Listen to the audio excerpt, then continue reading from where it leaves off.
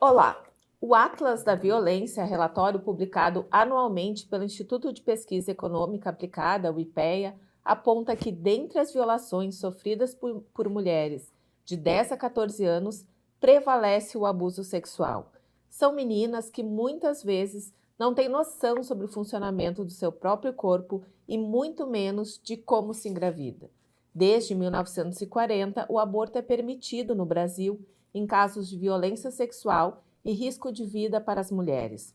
No último dia 12 de junho, a Câmara aprovou em 24 segundos a tramitação em regime de urgência do PL 1904 de 2024.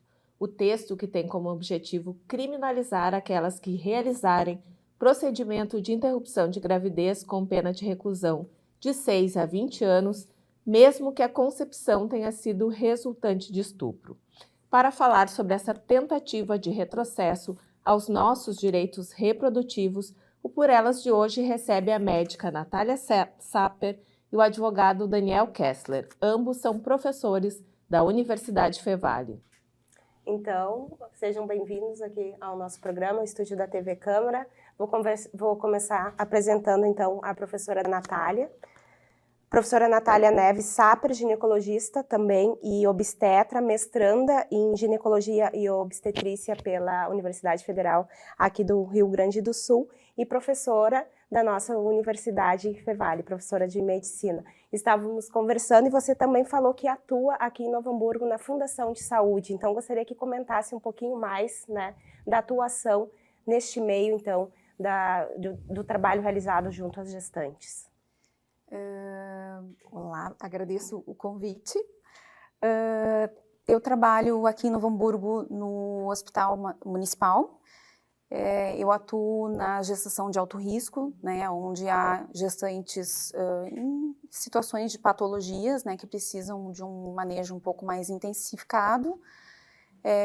E também atuo dentro da própria universidade, fazendo uma parte de um pré-natal de alto risco, que também é para essas gestantes que apresentam mais patologias, né? Por exemplo, hipertensão, diabetes e outras patologias que exijam um cuidado um pouco mais, um olhar um pouco mais atento. Gestações mais delicadas, no caso. E o professor Daniel Kessler de Oliveira, doutor em Ciências Criminais pela PUC do Rio Grande do Sul, professor do curso de Direito aqui da nossa Universidade Fevale e também atua junto à Delegacia Especial de Atendimento à Mulher, a DEAN, pelo NADIM, que é o Núcleo de Apoio aos Direitos da Mulher, que é um projeto da Universidade Fevale, né, professor, e que integra a rede integrada de Laço Lilás, da qual a Procuradoria Especial aqui da Câmara também faz parte. É uma luta, então, para diminuir e para ajudar as mulheres vítimas, né, de violência doméstica. Então, gostaria também que o senhor se apresentasse e falasse um pouco mais da atuação nesse meio. Certo, perfeito. Eu agradeço o convite e parabenizo vocês pela essa iniciativa, né, que é importante demais esse debate, que a sociedade fique atento, né, tanto às implicações médicas quanto às implicações jurídicas disso. Então é um debate muito salutar e imprescindível.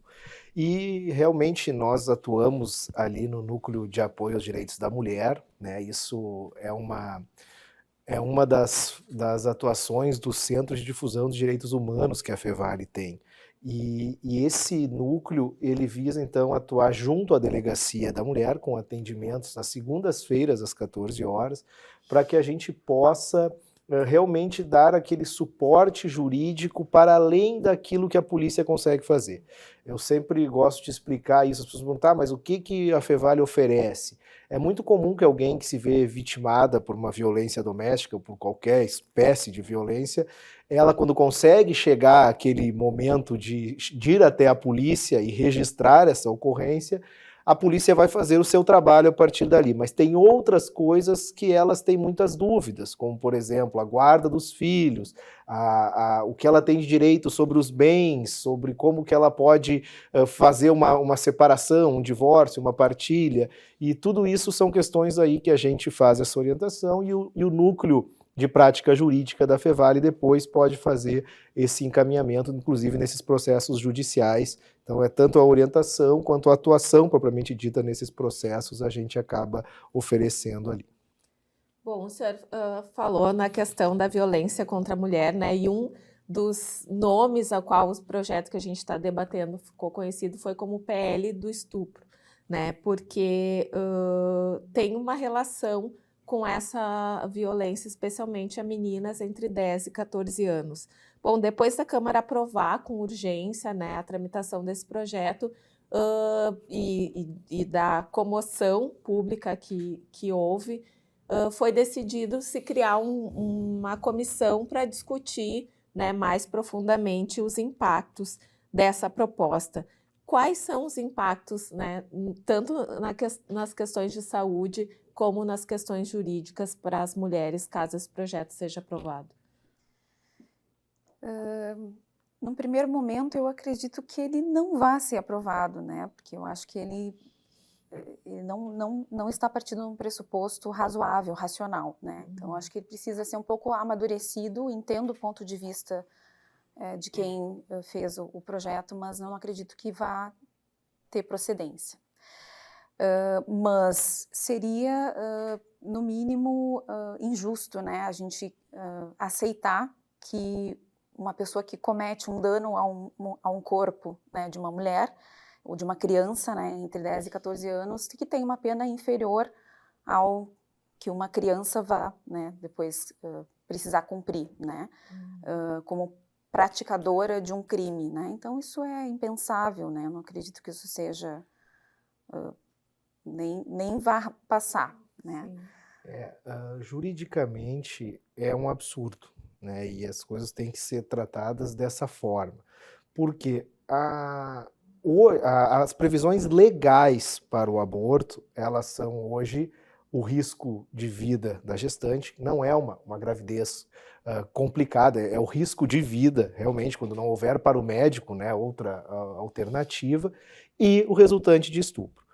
O Supremo Tribunal Federal, em uma decisão, já faz alguns anos, vem reconhecendo a possibilidade também nos casos de anencefalia, mas a lei prevê apenas essas duas hipóteses. E é importante dizer que quando se discutiu, de alguma forma, ampliar os permissivos legais do aborto, discutir descriminalização não é discutir incentivo, muito menos obrigação ao aborto. O que se discute são hipóteses em que a lei daria a possibilidade da mulher escolher, né, como no caso dela ter sido vítima de um estupro e ter que carregar no seu ventre o fruto daquela violência, que a ela fosse dada a possibilidade de não querer.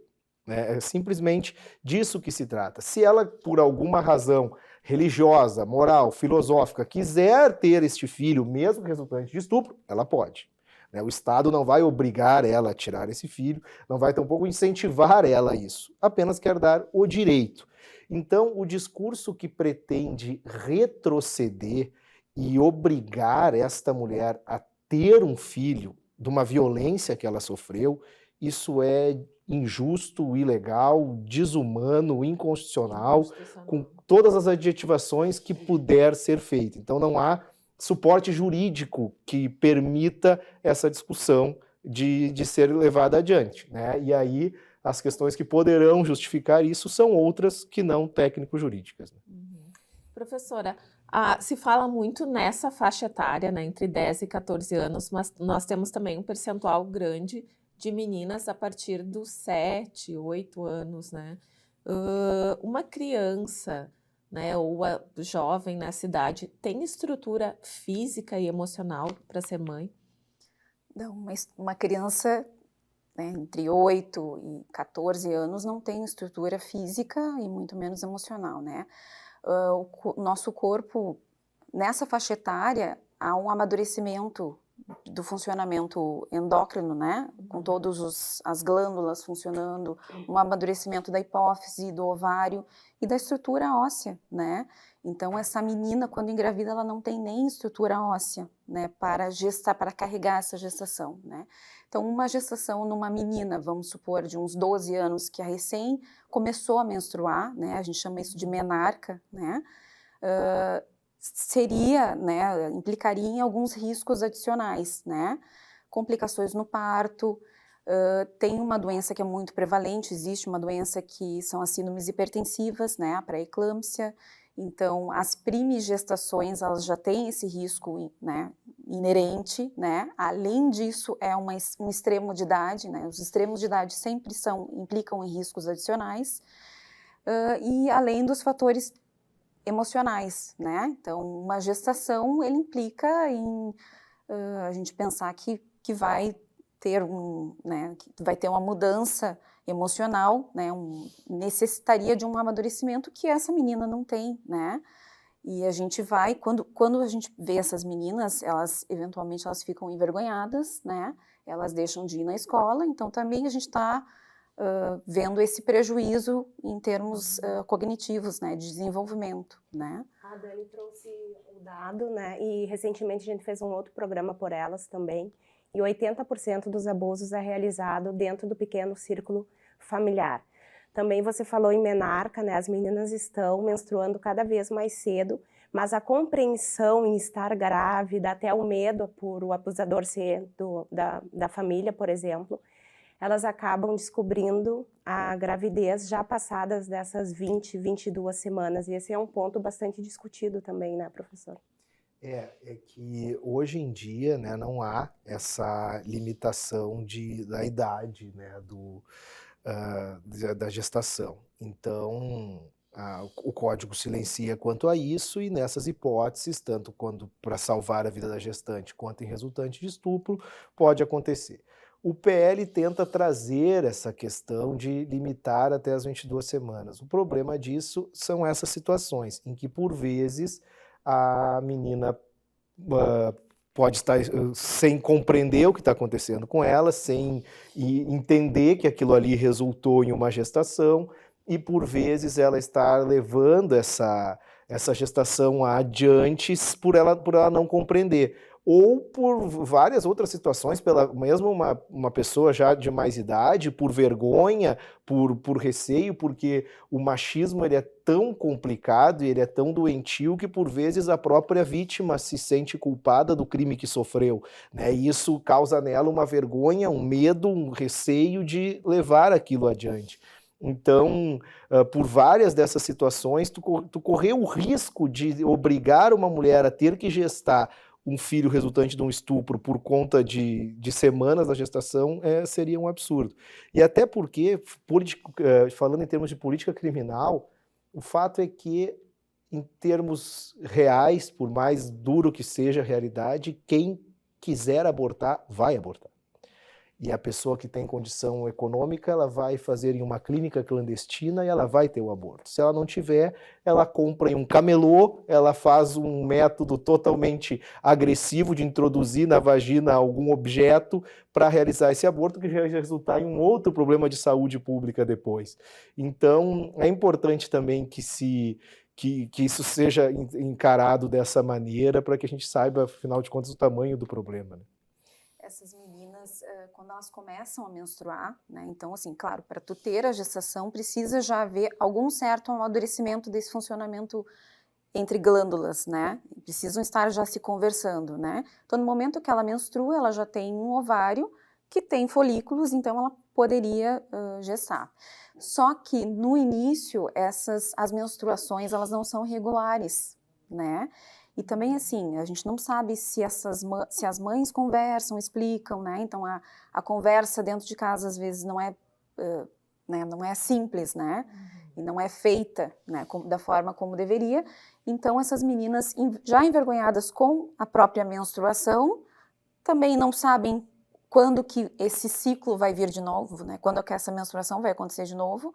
Elas podem achar muito bem normal não ter as menstruações e já estarem passando muito tempo por situações de violência sexual dentro de casa, né? Então, como vocês falaram, 80% das vezes é o próprio, é dentro do próprio. Padrasto, avô, tio. Irmãos mais velhos, tio, né? Então, são situações que a gente, infelizmente, fazem parte da nossa realidade. E qual é a importância do aborto legal, né, nesses casos, e quais são os impactos também para o Sistema Único de Saúde esses milhares, milhões de abortos ilegais que são realizados? É muito importante, né? Eu acho que essa questão, ela traz para a gente um olhar para o que é a mortalidade materna, né? A mortalidade entre mulheres relacionadas ao gestar, né? Então, a gente tem aí, assim, como maiores causas, infecções e hemorragias, né? Num outro âmbito, as síndromes hipertensivas estariam também dentro das maiores causas. Mas quando a gente expõe uma mulher ou uma criança a uma necessidade de cometer um aborto clandestino, a gente expõe ela a uma situação de insalubridade, né, de insegurança, né? Então, elas podem chegar num momento de atendimento de urgência com sangramentos extremos, com infecções, né? Então, com abortamentos sépticos ou até sépticas, né? Que elas, então, precisam receber antibióticos em altas doses e, às vezes, até passar por procedimentos de histerectomia, né? Para retirada do útero, que é a fonte de infecção delas. Então, claro, a gente já está indo, assim, no mais extremo, mas é importante que se fale que isso também pode acontecer quando a gente expõe essas pessoas que já são vulneráveis a mais situações de risco, né? Eu acho que também, só para uma questão que é importante, não sei se ficou claro antes, mas as hipóteses que a lei prevê de possibilidade de aborto, hoje, todas elas devem ser praticadas por médico, né? Então isso é importante frisar. É um cuidado que o legislador já teve lá na década de 40, disso, olha, em caso de estupro, ou em caso que resulte risco para a mãe, esse aborto pode ser realizado, desde que praticado por médico. Então, é claro, não se pune o aborto praticado por médico quando, ou seja, em nenhuma hipótese é permitido que outra pessoa que não seja médico realize de qualquer forma esse aborto, né? Porque tem uma preocupação justamente com a saúde da gestante. Nós temos alguns dados da Organização Mundial da Saúde em relação aos abortos, né? Que estima-se que no mundo 25 milhões de abortos inseguros aconteçam a cada ano, e que no Brasil cerca de 800 mil mulheres, né, praticam aborto todos os anos, sendo que dessas 200 mil acabam recorrendo então ao Sistema Único de Saúde para resolver ou para se tratar de alguma sequela que tenha ficado, né, de um possível aborto clandestino, desculpa. Bom, voltando às questões legais, né? Essa não foi a primeira vez que se tentou retroceder nos direitos reprodutivos femininos. A gente teve um projeto de lei de 2013, né, que entrou em pauta no final de 2015, que proibia, entre outras coisas, a utilização da pílula do dia seguinte, né, para mulheres em caso de relações sem métodos contraceptivos. Ele saiu da pauta do Congresso depois de diversas manifestações também contrárias da sociedade.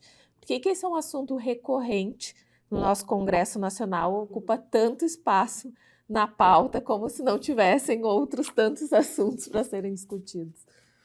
Eu acho que foi o que eu disse antes, a questão ela não é jurídica, né? Ela não é legal, ela é uma questão, sim, que na verdade o legislativo, né, ele é reflexo da sociedade, afinal de contas estão lá pessoas que foram democraticamente eleitas com bandeiras pelas quais a sociedade quis se fazer representar por aquelas pessoas.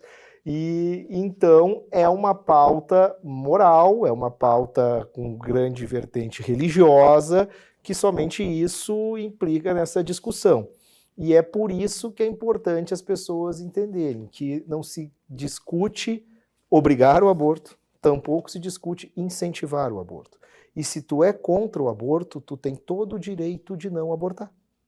Agora, o que tu não pode é querer impor a tua forma de ver o mundo e de pensar as coisas para os demais. É apenas a tua religião, a tua fé, ela serve para guiar os teus atos e as tuas condutas, e tu não pode querer, a partir disso, fazer disso uma verdade para que todos os outros devam se curvar diante dela. Então, a questão religiosa da igreja ser contra tem todo o direito. O aspecto é, em um Estado laico, como é que o direito vai encarar isso. Então, juridicamente, não se tem, né, nenhum amparo que possa justificar. Isso é reflexo, sim, de um momento político, de representações políticas que estão alicerçadas, digamos assim, em pautas desta natureza. E lembrando que não é o aborto enquanto método contraceptivo, né? Porque o aborto é uma decisão também muito difícil para as mulheres ou para as famílias, né?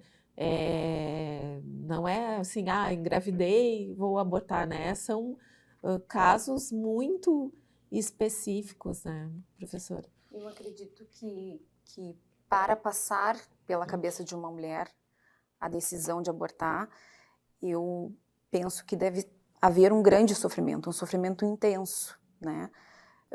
A ponto de se pensar que aquela vida que está sendo gerada no seu ventre não será bem-vinda, né? Então isso não vem com um simples sim ou não, né? Ela vem com um intenso sofrimento, né? Então, muita culpa também. Muita culpa, né? Então a gente vê assim, as situações são das mais diversas, né? Então eu acredito que isso precise ser de alguma forma mais trabalhado, né, por essa comissão. Temos esperança de que haja aí um amadurecimento das partes e menos polarização, né, e que os debates possam se expandir no sentido de realmente pensar no benefício das pessoas que sofrem, né. É todo um debate, uma discussão, né? A gente teve um apelo popular muito grande nas mídias sociais, várias hashtags, pessoas, pesquisadores, artistas, todo mundo se manifestando, era criança não é mãe, estuprador não é pai. O professor falou no início do programa que é uma lei que seria inconstitucional, mas gera todo um desgaste, né, enquanto sociedade, voltar a pensar nessa regressão desses direitos. Sim, é porque assusta, né? Assusta tu pensar que em 2024 tu vai discutir isso. Eu falo em sala de aula e eu digo, pessoal, eu respeito aqui a religião de cada um. Aqui a gente está numa aula de direito e a gente vai falar de direito, né? Então, quando tu vai tratar dessa forma, tu vai discutir com pessoas que querem avançar em legalização do aborto e outros que entendem que não. E aí é um debate, né? Não, acho que assim como tá certo, ampliar pode ser perigoso, por isso e aquilo, são debates. Agora, o retrocesso,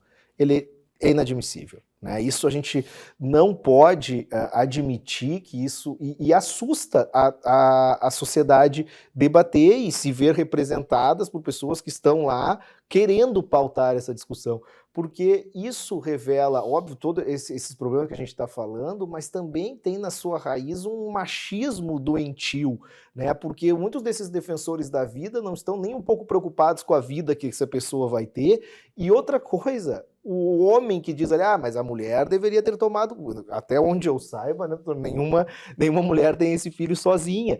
E os homens que são contra, quer dizer, quantos pais que não registram seus filhos, que abandonam as mulheres grávidas? Então, esses aí praticaram o aborto no que dependesse deles, os filhos só estão vivos porque alguém não abortou. Então, é uma questão muito, muito doentia da sociedade estar pautando esse debate em 2024. Em 2023, segundo dados da Associação Nacional dos Registradores de Pessoas Naturais, 172 mil crianças não receberam o nome do pai na certidão de nascimento, né? A gente tem essa naturalização do abandono paterno, enquanto há uma discussão muito grande em relação ao compromisso da mulher em ser mãe, ou o pressuposto que toda mulher tem que ser mãe, né? Professora, as normativas brasileiras, elas prevêem 3 possibilidades legais de aborto, né? Além da gestação derivada de estupro por risco de vida da mãe ou anencefalia. Como é que são feitos os diagnósticos nesses 2 últimos casos? Quanto ao risco de vida materno, geralmente são decisões tomadas entre vários médicos, né? São decisões. As situações mais críticas geralmente acontecem já entre o 2º e o 3º trimestre. Então, neste momento, a gente não está desconsiderando o feto, né? Vamos pensar que essa gestação pode não ter sido planejada, mas ela foi aceita.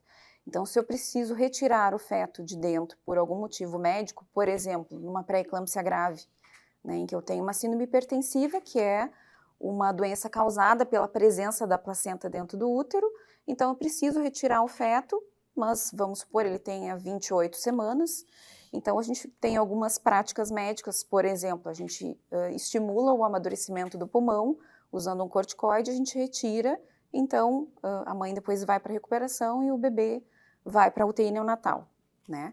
São raras as situações em que a gente precisa não deixar essa gestação evoluir desde o início.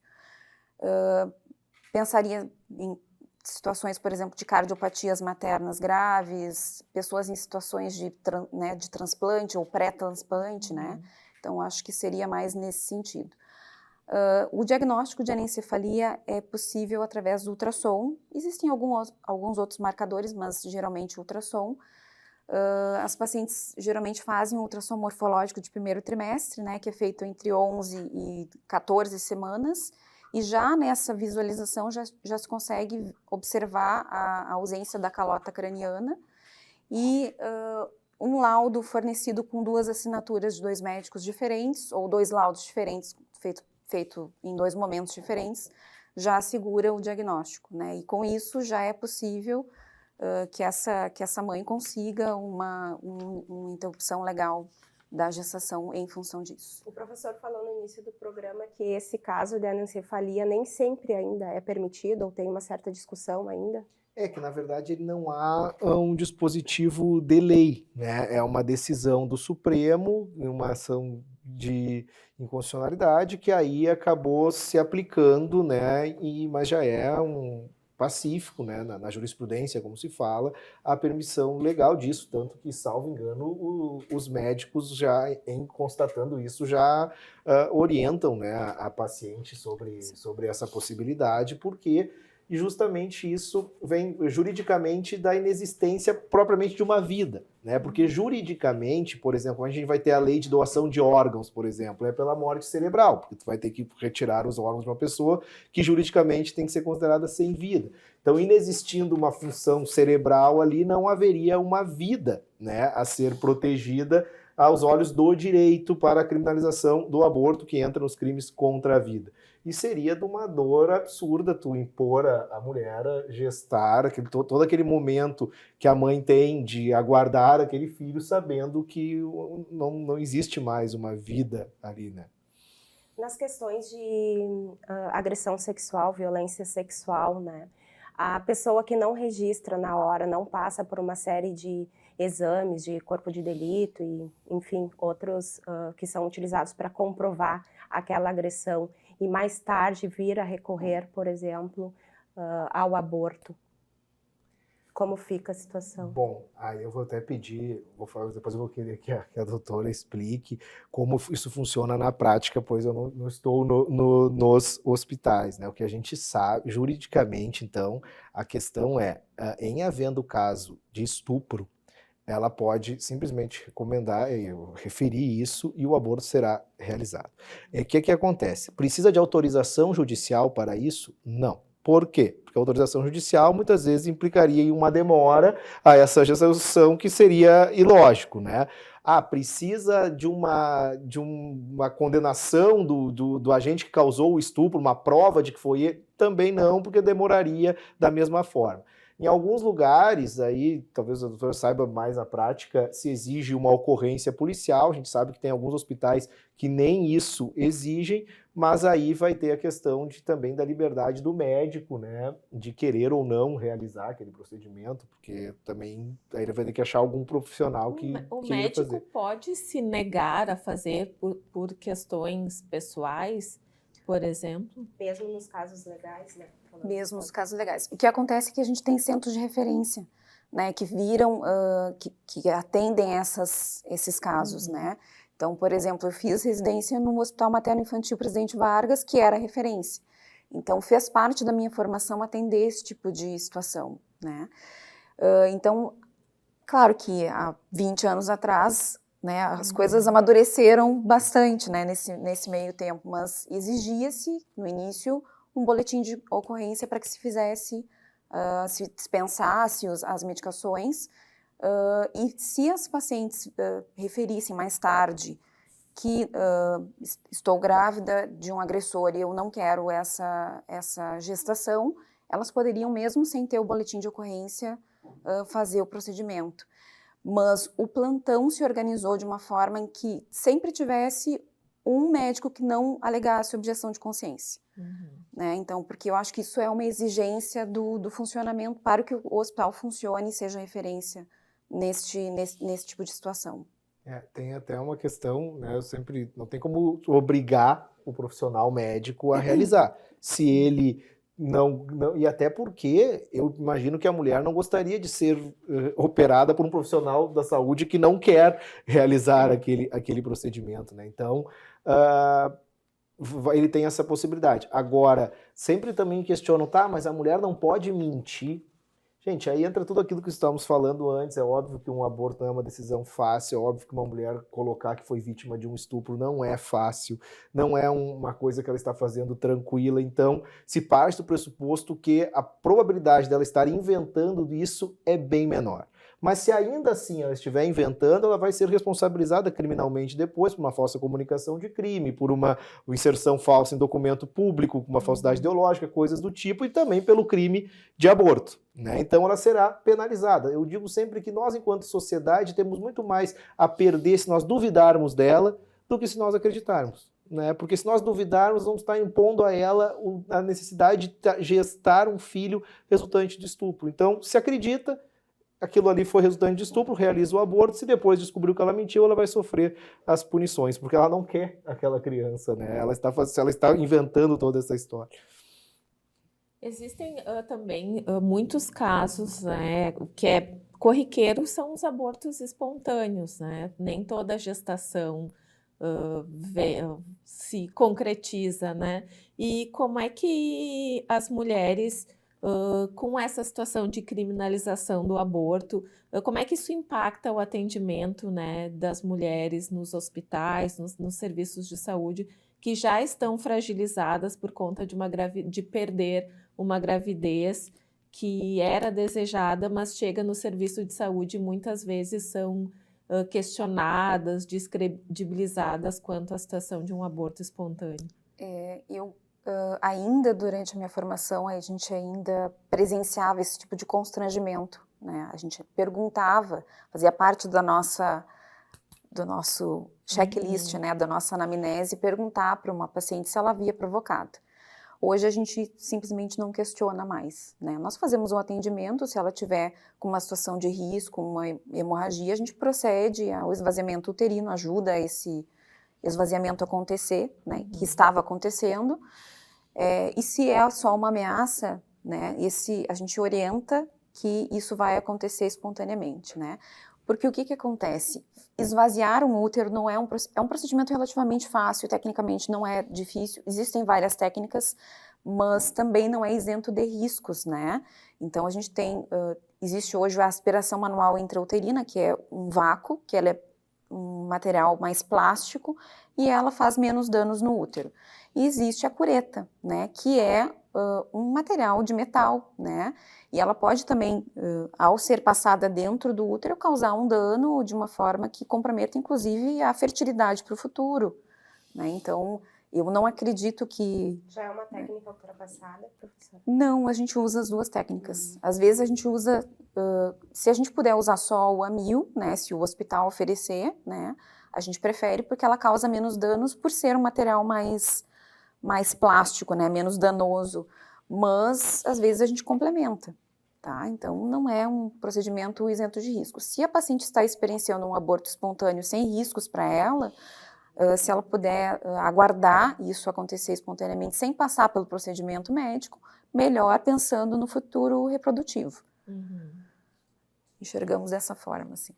Bom, o Conselho Pleno da OAB aprovou um parecer que define como inconstitucional, inconvencional e ilegal esse projeto de lei, né, que equipara o aborto após a 22ª semana de gestação ao homicídio. Segundo a OAB, o PL viola a Constituição por não garantir o direito à saúde e também fere o princípio do Estado laico, que o senhor já comentou algumas vezes, né? Como evitar que essa e outras pautas de costumes avancem sobre a nossa Constituição? Aí nós temos um grande problema, né? Porque, como eu falei antes, é o preço, né? A democracia é assim e as pessoas estão se fazendo representar por quem representa ideias que elas acreditam, e isso precisa de um profundo debate, né, para que a gente possa entender de que fato que está se tratando, porque dentro a polarização ela reduz a complexidade a códigos binários, né? Então é tudo sim ou não, certo, errado, bandido, mocinho, a favor da vida ou da morte. Sim. E aí tu reduz todo um amplo debate àquilo ali. Então, como eu penso tal coisa, eu tenho que ser a favor disso. E aí tu não sabe nem ao certo o que se está tratando. E aí por isso que existe uma Constituição. E por isso que existe um controle de constitucionalidade. E aí, por outro lado, isso gera um risco, porque coloca o Supremo Tribunal Federal a fazer, às vezes, de um poder que não seria o dele, mas ele vai ter que controlar isso. Se a maioria da população, por exemplo, resolver que quer pena de morte e for aprovada uma lei, o Supremo vai ter que dizer, não, isso aqui fere a nossa Constituição, a Constituição, isso é uma cláusula pétrea, não pode, porque é inconstitucional. Então, por isso que tem que ter esse controle. Isso tem que ser debatido na Comissão de Constituição e Justiça da Casa Legislativa para que isso seja encarado, porque nós temos aí graves violações, né, aos aspectos legais, aos aspectos constitucionais e aos aspectos, inclusive, da Convenção Americana dos Direitos Humanos, que fere a dignidade da pessoa humana, tu impor isso que está sendo tratado aqui. A gente tem também outra lei que tramita já desde 2007, que é o chamado Estatuto do Nascituro, né? E qual o posicionamento da medicina e do direito à equiparação de um embrião ainda, né, no mesmo status jurídico e moral de pessoas nascidas vivas? Eu começo. Então, para a medicina, existem vários pontos de vista de quando que a gente vai considerar uma vida iniciando, né? O primeiro seria durante a concepção, né? Tanto é que a gente temos técnicas de fertilização e existem algumas legislações também com base que versam sobre o que vai ser feito com embriões que não vão ser usados, né? Então, esse embrião ele é considerado de alguma forma. Outra forma da gente considerar o início da vida é quando começa a existir uma atividade cerebral do feto, né?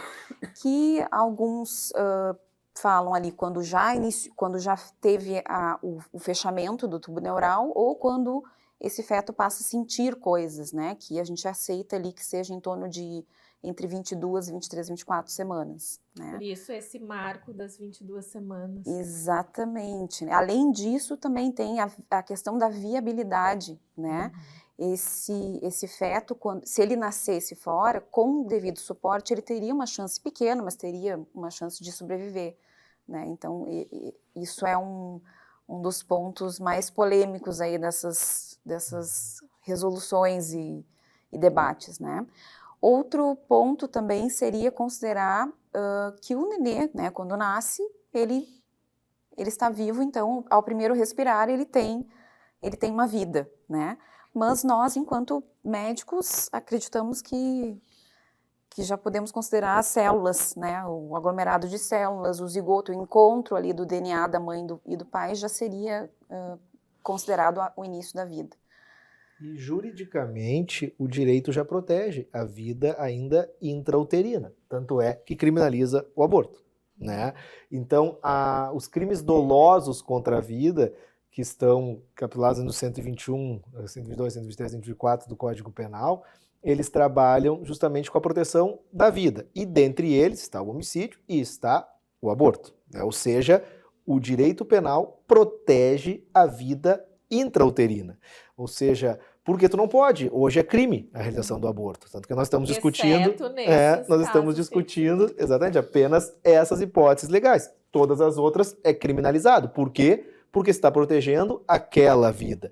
Então, o atentado contra uma vida dentro do útero é aborto. Fora do útero, ou seja, se já respirou, teve contato com o mundo externo, ainda que seja por segundos, já vai ser vítima de um homicídio, né? Então, o direito penal protege, o direito civil também, tu discute os direitos do nascituro, uma herança, a fixação, às vezes, de alimentos gravídicos, que já são a fixação de alimentos enquanto já protegendo, né, essa gestação, essa vida. Então, o direito já protege essa vida hoje, da forma como está tratado.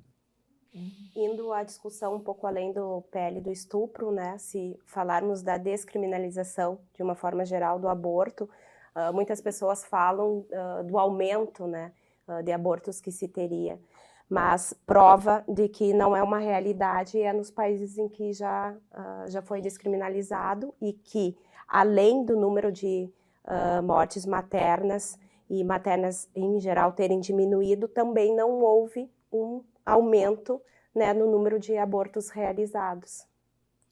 Eu acho que também tem uma questão que se fala muito, né, equiparando assim, mas grande parte das pessoas que são contrárias ao aborto também são contrárias à educação sexual. E a gente sabe que se preveniria muito, principalmente a gestação infanto-juvenil, com educação sexual desde da escola, né? É verdade. Eu acredito que, claro, isso faz parte do que deve ser discutido na escola, né? A biologia do nascimento, da fecundação, claro, mas há que se ampliar os debates em casa, né? A gente precisa ter a noção, os pais precisam ter a noção de que isso precisa ser trazido em algum momento, né? Saber esse momento é o X da questão, né?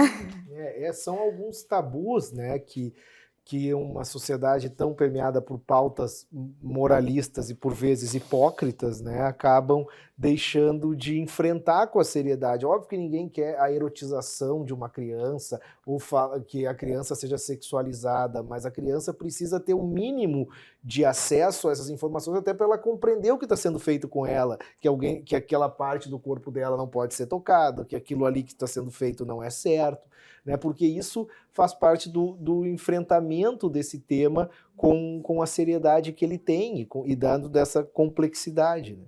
Por exemplo, se a maioria dos casos, 80% dos casos dos abusos são realizados por agentes da família, os conselhos tutelares, né, os conselheiros tutelares, eles percebem na escola, né, uma grande parceira nesse sentido de ajudar a identificar esses casos, né? Então, claro que não desfaz da família, né, a importância da educação sexual, né, mas a escola é uma grande parceira na discussão, né, desses temas com as crianças. Sim, a educação, né, como sempre, como uma bandeira que pode salvar de muitas coisas que a gente está vivendo.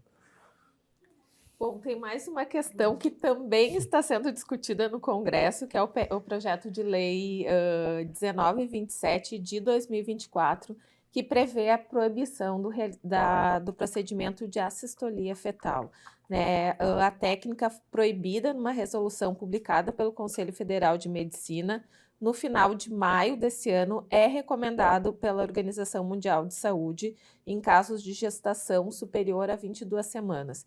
E o STF também já se manifestou contrário a essa resolução, né, do Conselho Federal de Medicina. No que consiste essa técnica e qual a importância dela para a saúde das mulheres?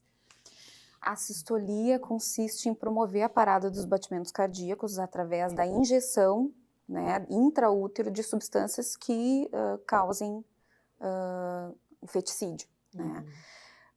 A OMS lançou em 2023 um guia, né, em que ela inclui, além das técnicas para promover a indução do nascimento, né, do aborto ou do parto, ela também inclui no final do guia algumas técnicas de assistolia.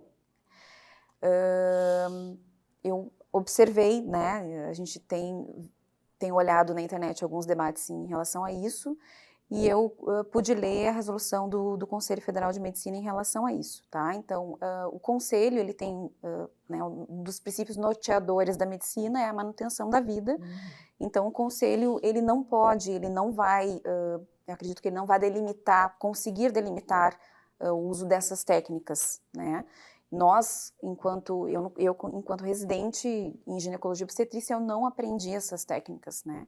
Então, eu acredito que a nossa sociedade está mudando, talvez a gente precise ampliar esse debate, né? Amadurecer de novo, né? Mas a gente tem essa questão da viabilidade fetal, né?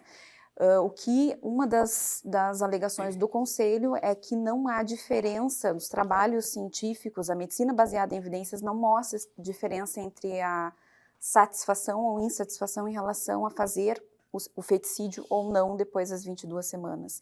Porque o que acontece? Os fetos grandes, eles precisam passar pelo canal vaginal, né? No momento que se pratica o feticídio, não há praticamente, as indicações de cesariana vão ser nulas, né? A possibilidade de fazer uma cesariana, porque a gente usa fazer cesariana para salvar uma vida, né? Salvar o feto, tirar o feto vivo, né? Então, esse feto vai ter que passar pelo canal de parto, né? Então, essa mãe pode ter as dores de parto, pode precisar fazer a força, né? Então, não há registro ainda em literatura de que fazer ou não, retirar ou não o feto vivo ou não, vai fazer diferença para a satisfação, porque, na verdade, isso é a ponta do iceberg, né? A gente está falando de como que a gente vai tirar esse feto, que não é bem-vindo, mas o debate deveria ser ampliado muito mais em relação à violência sexual, né? Enquanto nós ficarmos, talvez, debatendo o que nós vamos fazer com o corpo de uma mulher e não o que está, de fato, por trás disso, a gente vai ainda ficar muito nesse avançar muito lento, né, sobre essas situações. Professora, porque ao contrário do que defendia, né, o PL lá de 2015, 5069 de 2013, desculpa, a pílula do dia seguinte não pode ser considerada como um método abortivo. A pílula, ela atua... Como ela atua? Ela atua modificando a recepção que o útero vai fazer no caso de uma fertilização, né? Então, ela praticamente inutiliza, porque pode ter havido a concepção em algum momento, mas esse zigoto ele precisa viajar lá da trompa e chegar no útero, onde ele vai se fixar para se manter nutrido e poder crescer como um embrião, depois um feto. Então, o uso da pílula, ela praticamente inutiliza esse sistema, né, essa recepção que é o endométrio. Ela deixa o endométrio não receptivo, né? Então, ela não deixa engravidar dessa forma, né? E ela tem um período, ela só pode ser utilizada ou maior, é a eficácia. A eficácia maior dela é nos primeiros, se eu não me engano, 24, 48 horas, né? E quanto mais longe se utilizar, menor a eficácia, né? Então, ontem, quando eu estava lendo o SPL, me causou estranheza também, né? Mais um retrocesso seria. Então, praticamente a gente deixa as pessoas sem saída, né? Então, além de ela ter sido exposta a tamanha violência, não poderia utilizar um meio para não engravidar, o que também tornaria isso absurdo, né? Se fala muito, uma das alegações, né, das pessoas que são contra o aborto se a pessoa não quer ter um filho, então que disponibilize para adoção. Mas tem um impacto, né, tanto na vida da mulher quanto na vida da criança, e sabemos também que existem milhares de crianças e adolescentes já esperando serem adotadas e que isso não se concretiza. Na verdade, a gente fala, não é sobre as pessoas, né? É sobre sempre as mulheres, né? Você está colocando sobre essa responsabilidade, toda essa culpa, todo esse dever sempre no peso das costas das mulheres. Se os homens engravidassem, com certeza o aborto já teria sido legalizado há décadas, né?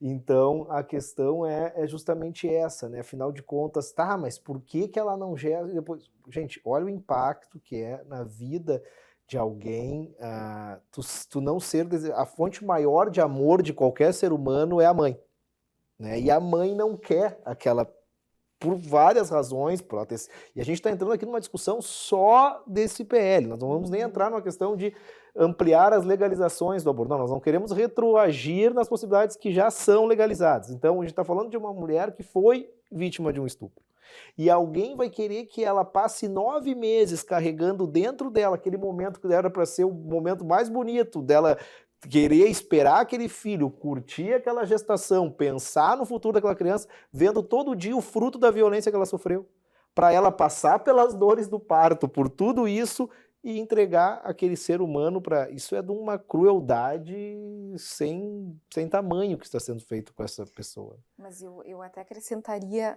um outro ponto de vista na tua fala. Recentemente passamos por uma adoção responsável, né?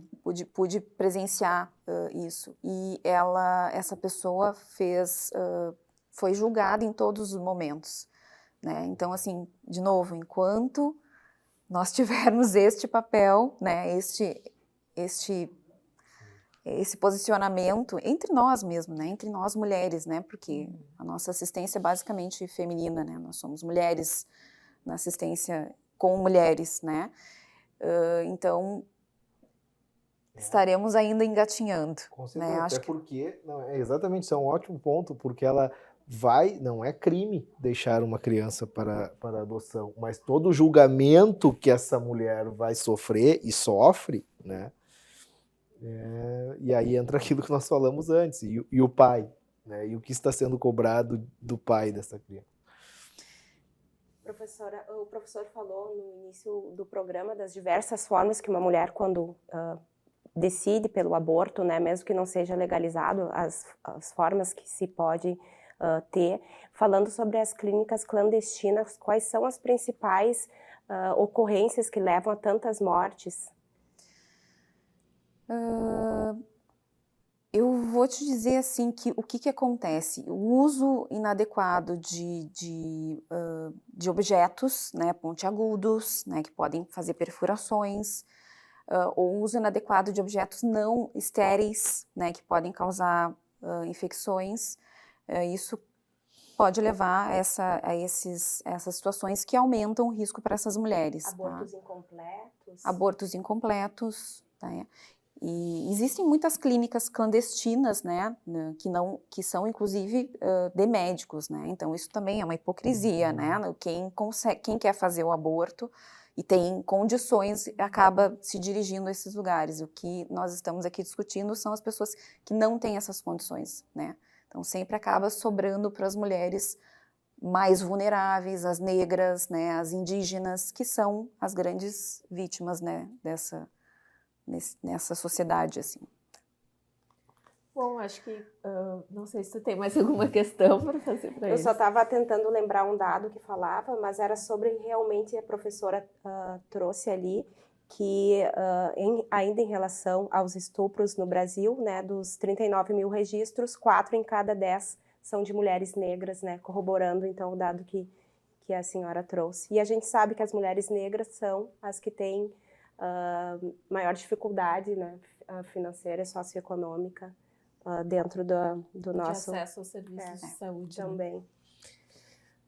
Bom, queria então pedir para agradecer a participação de vocês, pedir para que deixassem as considerações finais e, né, a expectativa em relação à nossa legislação também. Eu gostaria de dizer que é necessário esse debate. Precisamos ter amadurecimento, não polarizações, né, que o foco seja realmente na saúde da mulher, nos direitos reprodutivos. Os debates, enfim, poderiam também ser ampliados para outras situações de inviabilidade de vida, mas contamos aí com o amadurecimento dos nossos legisladores, né, que isso possa acontecer em breve. Agradecer mais uma vez o convite e o prazer de estar aqui debatendo com a professora também. A questão é de, acho, passar um recado, né, para toda a sociedade se informar, né, sobre o que está sendo discutido, porque é disso que se trata, né? Nós não estamos discutindo, volto a repetir, obrigação de aborto, tampouco incentivo ao aborto. O Estado não vai promover campanhas para fazer com que as mulheres abortem. O que se discute neste caso é o direito de alguém que foi vítima de um estupro de optar por não querer prosseguir com aquela gestação. Isso é de uma simplicidade absurda, né? O direito que essa mulher vítima de um estupro tem de não querer carregar o fruto daquele crime que ela sofreu. Então é disso que se trata e de novo, se alguém for vítima e quiser ter esse filho por qualquer razão, pela sua fé, por acreditar que ela tem que cumprir essa missão, ela vai ter esse direito. Ninguém vai obrigar ela a abortar. O que se discute é apenas o direito que ela tenha ao aborto. Tá certo, então, muito obrigada. Pesquisa Nacional do Aborto, com dados de 2021, aponta que 1 em cada 7 mulheres até 40 anos já fez um aborto. Das 2.000 mulheres consultadas, 12% daquelas que já abortaram declarou que não tinha nenhuma religião e mais de 80% tem uma religião, sendo a maioria católica ou evangélica. Ou seja, independentemente do que diz a lei ou a religião, mulheres abortam quando não querem ou não podem seguir com essa gestação. E isso mostra que não é uma questão moral ou legal, e sim de saúde pública. Esse, então, foi o Por Elas, programa voltado à emancipação feminina e ao combate à violência de gênero. A edição de hoje recebeu a médica Natália Saper e o advogado Daniel Kessler, ambos professores aqui da nossa Universidade Fevale. Você pode assistir a essa e outras entrevistas no nosso canal no YouTube e também enviar sugestões de pautas pelos nossos canais de comunicação. No próximo programa estaremos de volta debatendo questões sobre e para elas. Até lá!